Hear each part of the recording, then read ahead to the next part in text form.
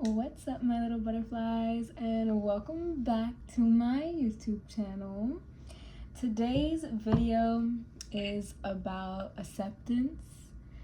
I think we all struggle with truly accepting ourselves, flaws and all, and I feel like it's very hard in today's day and age, especially being in your early 20s, late 20s, mid 20s, whatever era you're in, even if you're in your 30s, your 40s, 50s, or even younger if you're in your teens, it's hard to truly accept yourself. I think we always are looking for ways to fix ourselves, and I don't think there really is a way you can fix yourself to perfection or fix yourself to where you're flawless or you're just a stunning, immaculate human being with no imperfections. That's not realistic.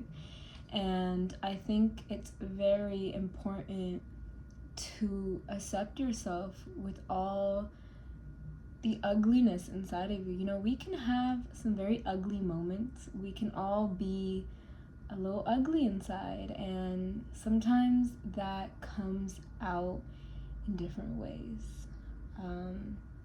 We all make mistakes. The part of being human that I think is so wonderful is the fact that we can make so many mistakes and be able to change at any given moment. Being human is having free will. It's having the choice and the ability to pick and choose what you want in your life. There was this fair going on at my school where they were selling posters, and I set my eyes on this poster that I thought was just the perfect description of what self-love is, and just a little reminder of myself, and just a little reminder to myself that self-love is accepting yourself. So let me show you this poster. It's a little crinkled up. Haven't figured out where to put it.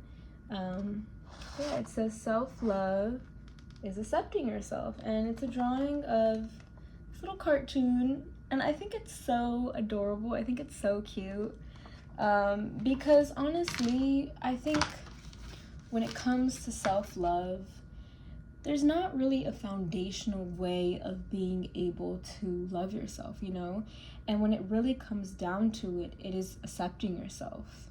And I used to think self-love was doing something for myself and buying something for myself and spoiling myself, and parts of it are, but I realized, especially in this economy, I was the type of person that would go get myself a sweet treat every week or buy myself flowers every week, and I've learned not to necessarily do that as much. And it's not because I don't want to, but it's because my finances are going somewhere else. And as much as I love treating myself to flowers, a good old purse, spoiling myself, because girl likes spoiling herself, I, am not where I want to be in life, and I've realized, there are other ways besides materials to love yourself. And for me, it's having a little bit of a routine. I try to have a routine in my life where it's like I can ground myself, and I think that's what really being able to love yourself looks like. It's being able to sit down with yourself and be comfortable in silence. I used to think that even having music on in the background all the time was like me loving myself, but I realized like it was just having noise. Like I needed to stimulate my brain because I couldn't sit with myself. Like I could not sit in silence and be here like, you hear that? You hear that? There's no noise. Like I wasn't able to do that. I wasn't able to sit here and be like, I would always fidget. Like I needed something to do, something to stimulate my mind. And I've realized as I'm transitioning into this period of my life, I have been able to just sit. I have been able to kind of just concentrate on being present, especially like today's Sunday, for example. I have found the weekends to be my little comfort days. I love being in my bed, like, oh, Me and my bed are locked in for real. My room is like my comfort space. It's my safe space to be in. It's my safe space to just be free. And that's what I love about having my own room now, is I can decorate it, as you guys can see in the background, however I want. I can, be in here as long as I want. I don't have to worry about really anyone coming in and out, because it's just like, it's my room, and I have put up boundaries with my family and like kind of knock on the door if you guys want to come in, because that's something that I didn't have as a childhood, and that's something I'm developing as I'm progressing into this transition of being able to love myself and accept myself.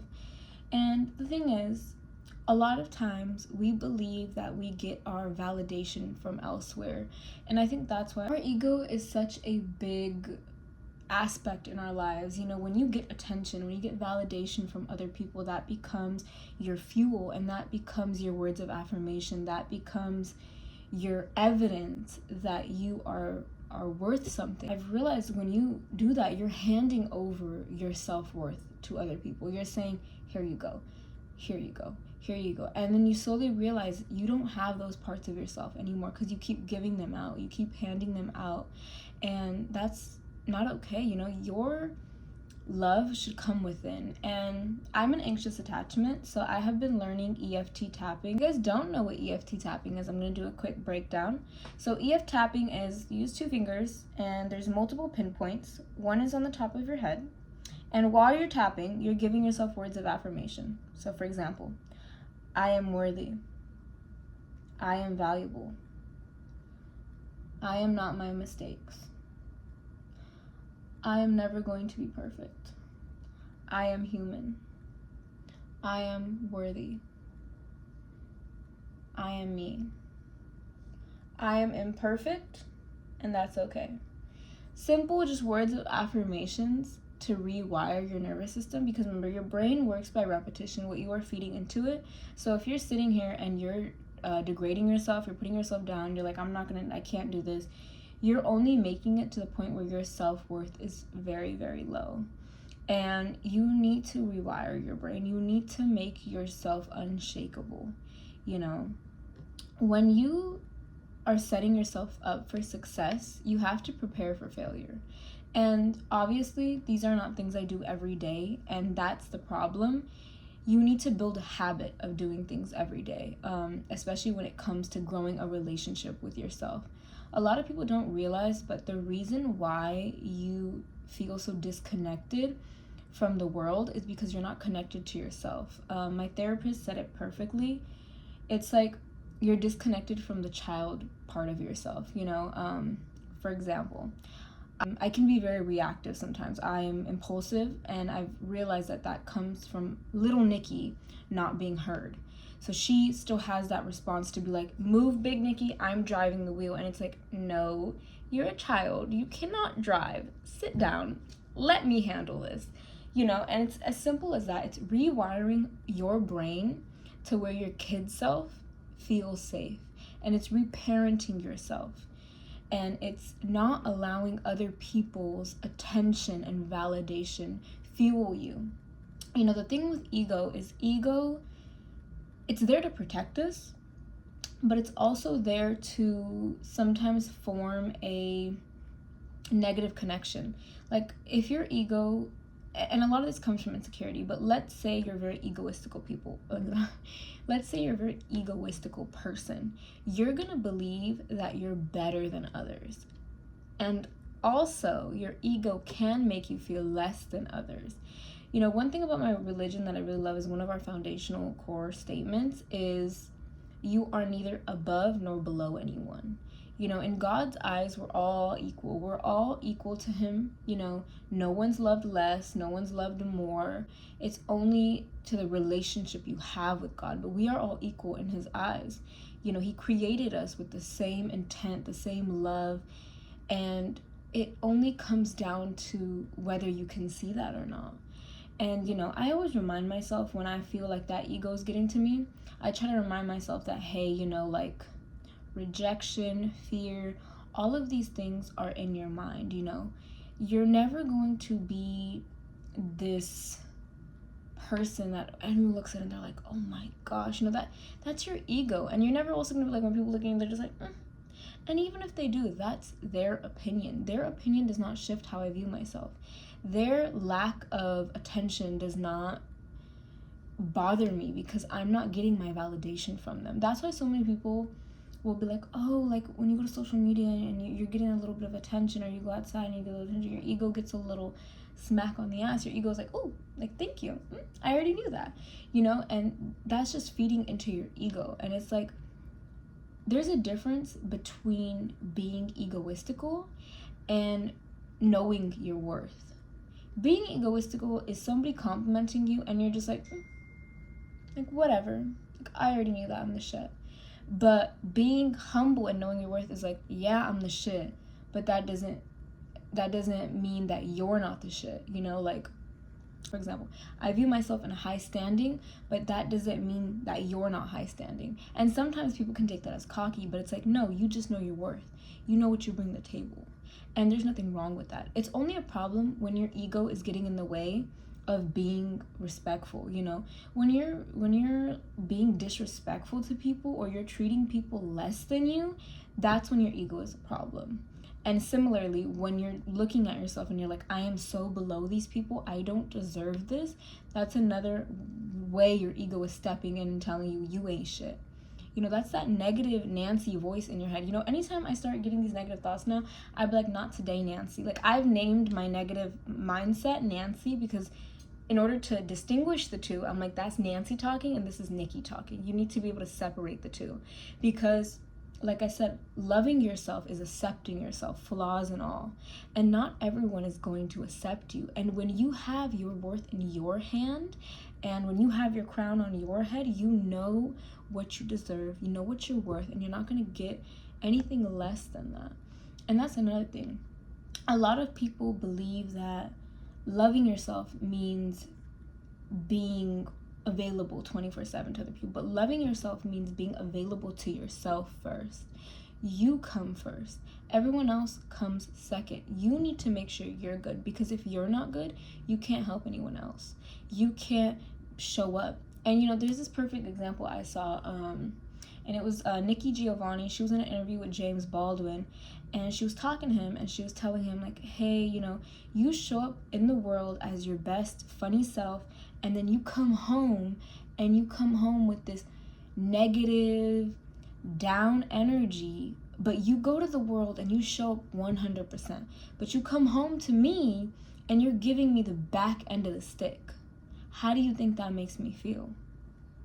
And that's a prime example why it's like, if you're not good, you can't treat other people good either, because you're not treating yourself good, And he was so taken aback by that in the interview. Like, he was like, wait, what? Like, how am I going to take the accountability that I'm hurting you? Sometimes it's a little grace to the ego when someone comes to us and says, hey, you're hurting me. Because we're taking it as in like, oh my God, I'm not good enough. Like, they're going to leave me. Like, all of a sudden, it's like you feel like you have hurt this person. You've let them down. But when you love yourself, when you accept yourself, you accept that you're going to make mistakes. You accept that you're sometimes going to hurt the people that you love. But what comes after that is taking the accountability and saying, you know what? You're right. I think sometimes men and women find it difficult to take accountability because they're like, I didn't want to hurt you. And it feels like a threat when someone's like, you hurt me, because you're kind of like, but that wasn't my intention. Like, you shut down because you feel like you're letting them down. You feel like you're not good enough for them. You feel like you completely just, let them down. And no one wants to feel like they let down the people they love. But you're gonna let down the people you love. You're not perfect, and that's something people have to realize. You are never going to be 100% the person that is mistake-free. And once you understand that, you will be set free. The thing about mistakes is, when you're being honest, people who love you and see you and value you will be able to forgive you, because you're honest with them. You're like, hey, like, I'm sorry that I hurt you. That wasn't my intention. And you explain to them, maybe you had a bad day. And I'm not saying that that behavior is excusable, but when you take accountability, you're standing up and saying, you know what, I own my mistake. And whatever happens after that is on you. But I take 100% ownership over my mistake. And I'm sorry. Obviously, when you're sorry, action has to come with that. You have to come with action, not just empty promises. And that's the problem. A lot of people will say sorry and not change. And that's why that hurtful behavior continues.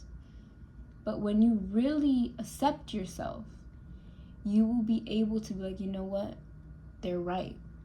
I'm not showing up my best self. You look within. You don't look at the other people. You don't blame other people. You look within and you're like, you know what? It's me. I'm the problem. But no one wants to sit there sometimes and accept that they're the problem. It's difficult. It's easier to blame someone else. It's difficult to look within and be like, I'm the problem. And it breaks a little bit of your ego, but I said this in my past video. In love, there is no ego. And, you know, I will bring this up because my dad really set this in my mind. It's like, you can't expect someone to be perfect because you're not perfect. You just find someone who, in a sense, is perfect for you, perfect to you in your eyes, someone worth it. And then the fear just kind of dissolves. You're like, you know what? I'm going to put my all into this because that fear is nothing compared to the thought of losing you.